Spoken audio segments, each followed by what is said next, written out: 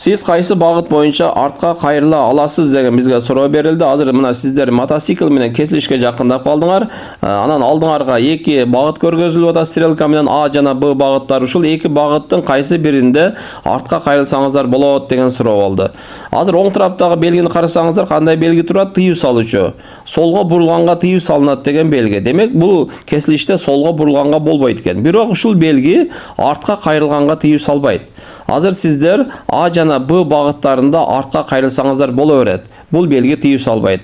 Ошондо сиз кайсы багыт боюнча артка кайрыла аласыз деген суроого кайсы жооп туруу болуп калды? Үчүнчү, каалаган багыт боюнча деген жооп туруу болду. Ушул жоопту белгилейбиз. Көңүл бурганыңыздар үчүн чоң рахмат. Урматтуу менин көрүүчүлөр, мен катталуучуларым.